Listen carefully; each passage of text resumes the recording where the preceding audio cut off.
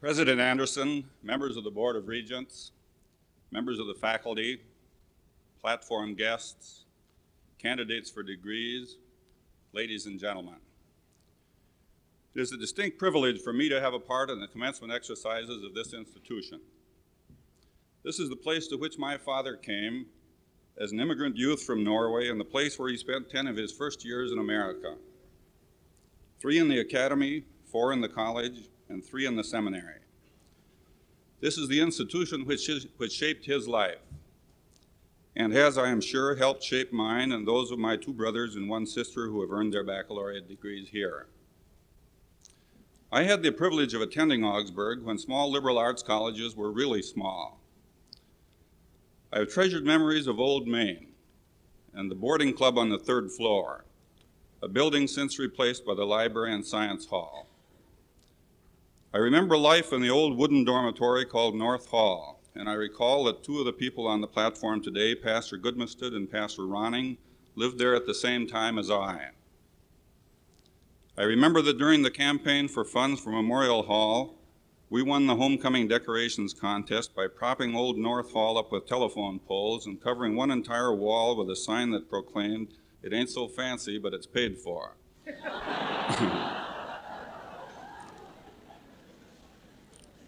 I think it must be quite obvious that we won the award not because of the grammar we used, but because of our economic ability in figuring out the difference between the situation on that dormitory and the one that was being planned.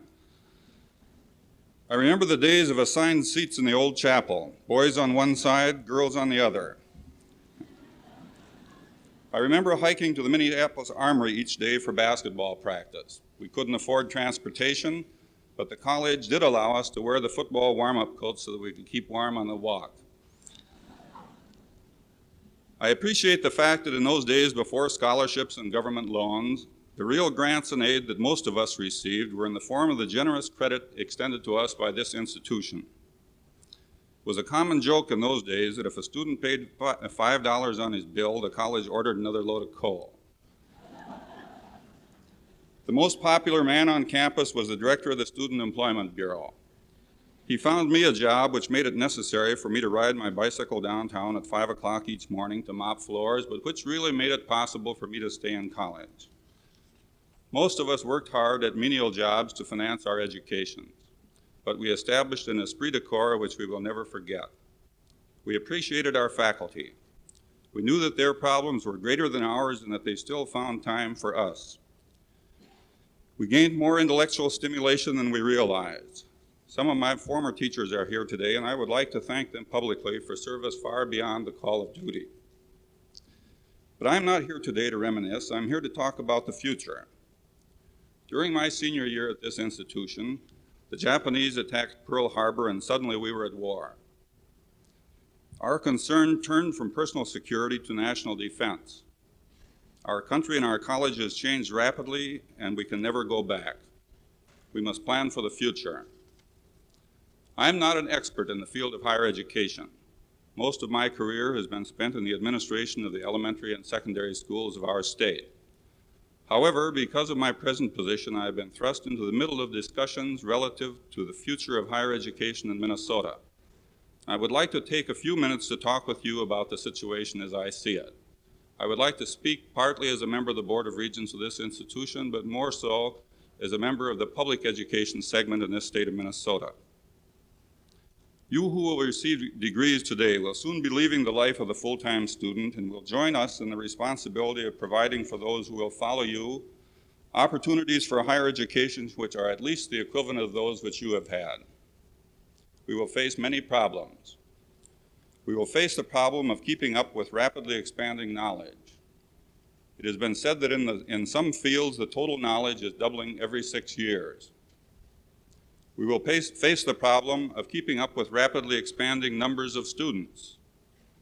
This will be true because we will have more people and because an ever-increasing percentage of them will be seeking education beyond the high school. Many of you are not residents of Minnesota, I realize. I hope you will pardon me if I refer to Minnesota figures in the next few minutes. The situations in other states are very similar and are appropriate as you return to your home states. In 1950, in the state of Minnesota, we had roughly 147,000 youth of college age in this state. That number increased modestly to 152,000 in the next 5 years by 1955. Then it jumped rapidly to 180,000 in 1960, and we have 224,000 this year. Census figures indicate that there will be 282,000 in 1970 and 310,000 in 1975. These are conservative figures just moving up the people who presently live in this state. It's very obvious that the number of people of college age will have more than doubled in 25 years. The necessity of education is becoming more and more apparent to our people. The field of work is changing, and changing rapidly. It is now estimated that a person entering the labor force today will change type of work 9 times before he retires. Experience has shown that adaptability to change and acceptance of it is a basic quality needed by individuals before they can be retrained and relocated in new jobs, and that there is a direct relationship between the amount of education a person has had and his ability to accept and adjust to changes. In my day, less than 10% of the college-age population was seeking education beyond high school. By 1955, that figure had increased to 23%. This year it is 40%, and predictions are that by 1975 it will be 45%. So we have, in the last 25 years, a doubling of the number of people and a doubling of the percentage that will be seeking education beyond high school. The Bureau of Institutional Research of the University of Minnesota has published an enrollment study each year since 1954.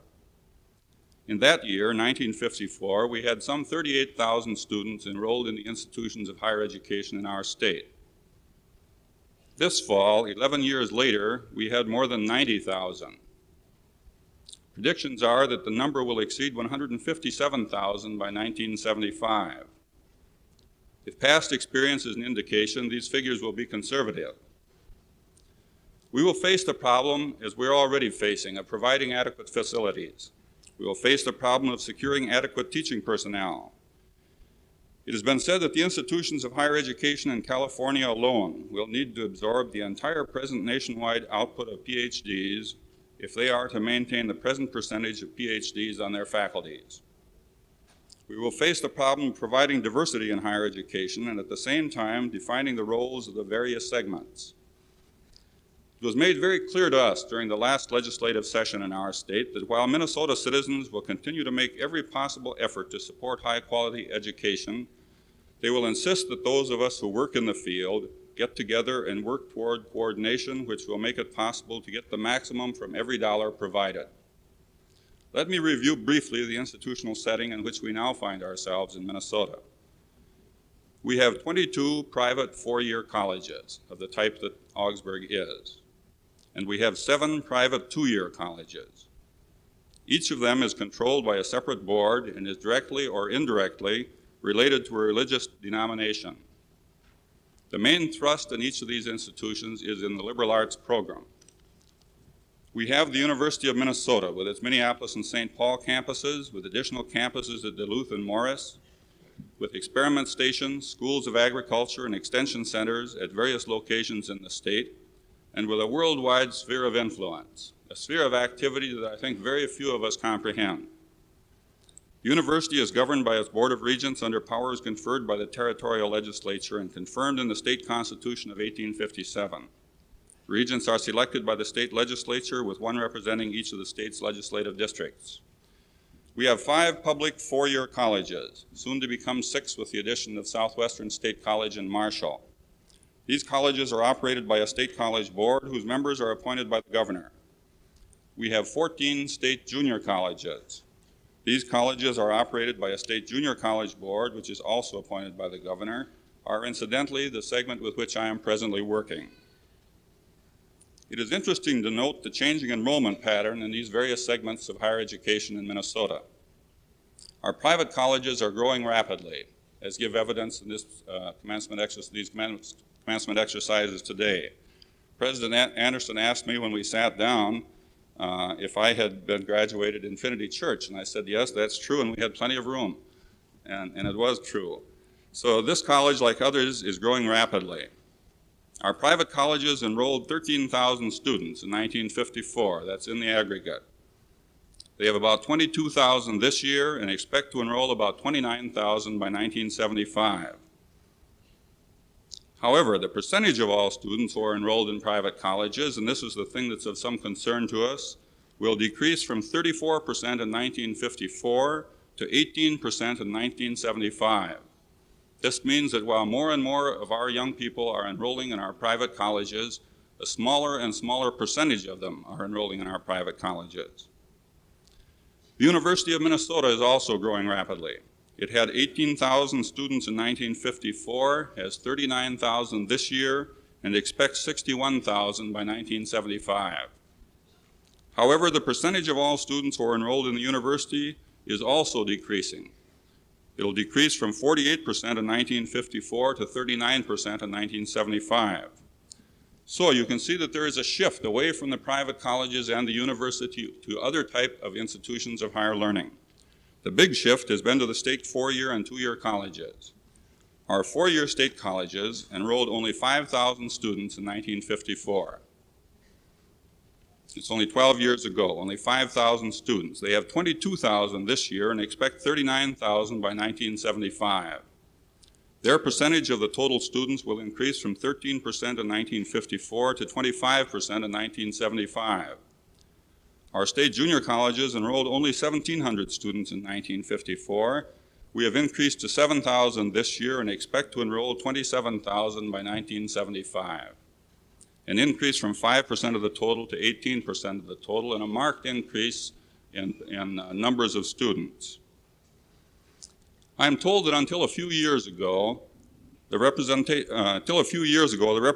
of these various segments of post-high school education in our state had very little conversation with each other and very little concern for the necessity of planning together for the orderly development of a statewide program of higher education. During my brief involvement on the higher education scene, I have found quite a different situation, and I believe that the vehicle responsible for this change was the Liaison Committee on Higher Education in Minnesota. This commission was created by a joint resolution of the Minnesota Senate and the House of Representatives in 1959 and had 3 members from each of the groups concerned with higher education in Minnesota: the Regents of the University of Minnesota, the Minnesota State College Board, the Minnesota Junior College Board, the Minnesota State Board of Education, and the Minnesota Private College Council. I think it's unique in our state that almost from the beginning, the private colleges were included in the conversations about the shape of higher education in the state.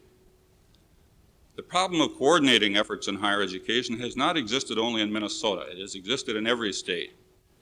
There has been considerable speculation as to whether better results can be obtained by voluntary coordination on the part of the institutions providing higher education, or by coordination imposed by some outside group. We have followed the path of voluntary coordination in Minnesota, and I think that we have had conspicuous success. We have not yet achieved the goals envisioned by the original architects of the Liaison Committee, former President Morrill of the university, former Commissioner of Education Dean Schweikard, and the late Roy Prentice, until his untimely death, the Executive Director of the Minnesota State College Board. But we have achieved a climate in which ideas as to the organization of higher education flow back and forth rather freely among the 5 groups presently involved with higher education in Minnesota. The Liaison Committee on Higher Education in Minnesota was handicapped by lack of funds and the fact that it had no independent staff. The 1965 legislature created a successor group, the Liaison and Facilities Commission on Higher Education in Minnesota. It has 18 members, the chairman of the Board of Regents and the president of the university, the president of the State College Board and the chancellor of the State College System, the president of the State Junior College Board and the executive director of the State Junior College System, the president of the State Board of Education and the commissioner of education, 8 non-educator citizens appointed by the governor, and 2 private college representatives also appointed by the governor. The present private college representatives are Dr. Sidney Rand, the president of St. Olaf, and Brother Gregory, the president of St. Mary's. The new commission has been extremely busy handling the federal funds now available to both public and private higher education, and I'm pleased to note that this institution has already shared in those funds. but it will soon be involved in its main task, the preparation of a master plan for higher education in Minnesota, based on a study of programs and a statement of functions, a study of unit costs in the various institutions, and a study of space utilization in the various institutions. It must be quite obvious that this commission really has control only over the public institutions, but I think it's encouraging to note that it has the full cooperation of the private institutions. I think that we can expect that significant recommendations will come from this commission. I hope that in its desire to arrive at speedy decisions, the commission will remember that higher education cannot be judged entirely in terms of quantitative measures such as student-teacher ratios, cost per credit hour of instruction, percentage of dropouts, average test scores, square footage per student station, and so on. The real purpose of education is to influence the lives of human beings. Success in this area is hard to measure. We are anxious to use the resources of our state wisely, but we hope that you will join us in insisting upon quality education at all levels, regardless of cost. President Morrill, a former president of the University of Minnesota, said in his book, The Ongoing State University, that no American college or university of importance and integrity, unless forced by failure of financial support, will abandon the idea of excellence or the pursuit of the first rate in the effort to serve larger numbers. We need expanding financial support in both segments of our higher educational picture, the public and the private. Those of us who feel loyal to private institutions must support them. We must also support our public institutions. There will be terrific pressures on higher education in the years ahead. There will be those who will seek to dominate the atmosphere of higher education so as to ensure that its prime function will be to defend and protect traditional and declared beliefs, values, and attitudes, and to inculcate them in the youth of each generation. They will not be concerned about research or scholarship. They will view higher education not as an innovator, but as an instrument to transmit to youth the heroic past with its special culture and ideals. There will also be those who seek drastic social change and view higher education as a potential instrument of great value. They will see young people whose natural idealism is as yet untempered by the patience and tolerance of maturity. They will see young people at a time of life when a normal feeling of revulsion against all authority easily can be converted into violent antagonism toward existing political and economic institutions and policies. Every institution of higher education has faculty members who by temperament and conviction are critics and reformists. They are not partisans for other ideologies or political systems, but some are restless under what they regard as the follies and stupidities of their leaders. This is as it should be. As we resist efforts to make higher education either a bulwark of defense or an instrumentality of drastic change, we must never cease to proclaim to all concerned that the true and unchanging role of higher education is to be an open forum for all ideas and opinions. But if higher education is to maintain its independence and resist all assaults on its integrity, then it must keep its own house in order. It has a great public responsibility. It must stand somewhat apart from daily pressures and be critical of present trends and values. As we cope with the problems of ever-increasing numbers in our public institutions, we must look for help to our private colleges, not necessarily in terms of numbers, but in terms of institutions who can control their growth and can have time to think and look at the problems of our day. Cyrus Northrop, former president of the University of Minnesota, once wrote, "Now is the time for the church to equip and endow its colleges, not alone that they may do their good work, but that they may hold the state institutions within reasonable bounds of faith and practice." These words are particularly appropriate today. During the 8 years in which I have been a trustee and regent of this college, we have had 3 presidents. In each of them, we have had a leader firmly committed to the principles mentioned here. We have had board members serious in the performance of the charge placed upon them by the church. We have seen steadily increasing quality and in the faculty and in the student body. Those of us who are leaving the board this year are doing so secure in the faith that this college and its leaders will continue to give the highest type of service to the church, to the educational enterprise, to the metropolitan area in which it is located, to the state, the nation, and the world. Thank you.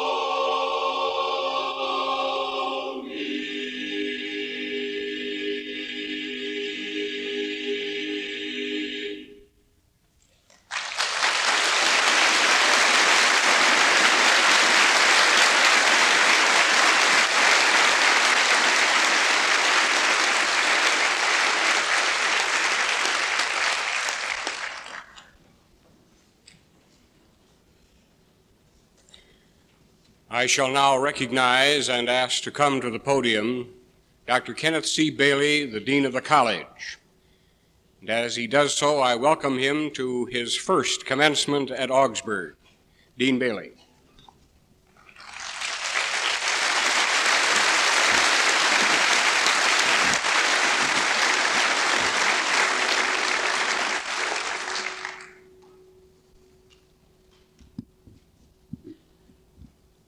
Dr. Anderson, to you as President of Augsburg College, it is my distinct privilege to present the class of 1966. The larger group, of course, is composed of those who have just now completed the requirements for the Bachelor of Arts degree. But the class also includes some who completed their work at the close of the first semester. Some of those were unable to return for these exercises, and for them, the degree is to be conferred in absentia. A number of seniors, again this year, will complete the requirements for graduation during the summer. Instead of conducting a special commencement for this group, the faculty has authorized them to participate in the regular commencement events, including this afternoon's exercises. As indicated in the program, some members of the graduating class have qualified for the degree with the distinction cum laude, 2 magna cum laude with great distinction, and 5 students summa cum laude with the highest distinction. Graduates with honors are identified by the cords on their right shoulders. May I present to you then the class of 1966. Thank you. Will the August candidates please rise? Upon the completion of your work this summer, Augsburg College will confer upon you the degree Bachelor of Arts. You may be seated. Will those who are to receive the degree Bachelor of Arts summa cum laude please stand? I think these people should have a hand.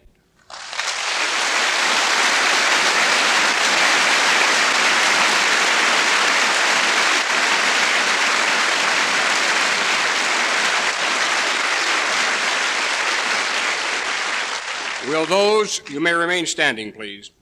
Will those who receive the Bachelor of Arts degree magna cum laude please stand, and you may applaud them.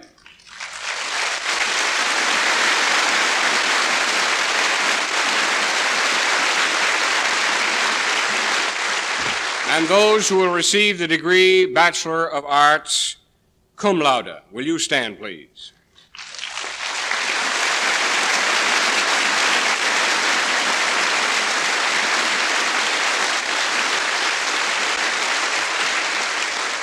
Will the rest of those who have at this time completed all requirements for graduation please stand?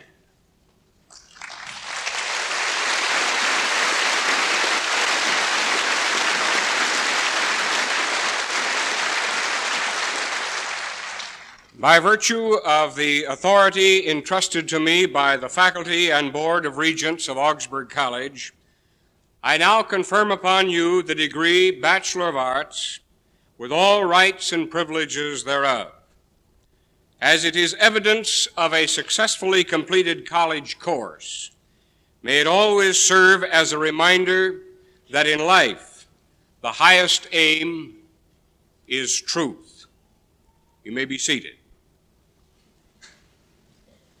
Dean Bailey will announce the names of the members of the class as they come to the platform. All members are to come forward, including those who will complete their work in August. Mr. Leonard Ramberg, Chairman of the Board of Regents, will join me in the presentation of the diplomas.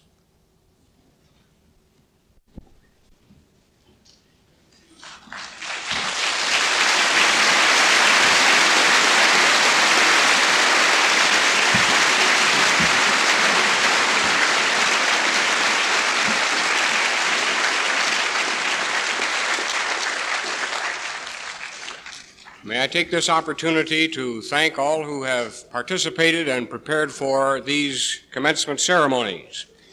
We want to thank Dr. Helland for his very timely address to us, and at the same time thank him for the faithful service which he has rendered so valuable to us here at Augsburg as a member of the Board of Regents. We want to thank also the members of the musical organizations, many of whom have gone out of their way in order to remain here to take part in our commencement festivities. I want to thank Dr. Saturn, Mr. Savold, Mr. Carleen, and Mr. Gabrielson, and their various musical groups for their willingness to remain on campus so that we could have them as a part of our commencement. And now I will recognize and ask to come to the podium Pastor Lawrence M. Goodmasted, President of the Augsburg Alumni Association. Pastor Goodmasted. President Anderson, these remarks are being addressed specifically to the class. Within the last few moments, you have been promoted from a member of the Augsburg student body officially to become a member of its alumni. The others who have been graduated from this institution would want me at this time to express to you a word of sincere congratulations and to wish you the Lord's blessing in the years that lie ahead. At ceremonies this noon at the noon luncheon, your parents became members of the parent section of the Alumni Association. It is my privilege and honor to declare at this moment that you are now members of the Augsburg Alumni Association, and our prayer is that as we join our hands in the future, we may continue to build the Augsburg of tomorrow in the recognition that amongst the many publics that Augsburg has, the Alumni Association is one of its most important. Thank you very much.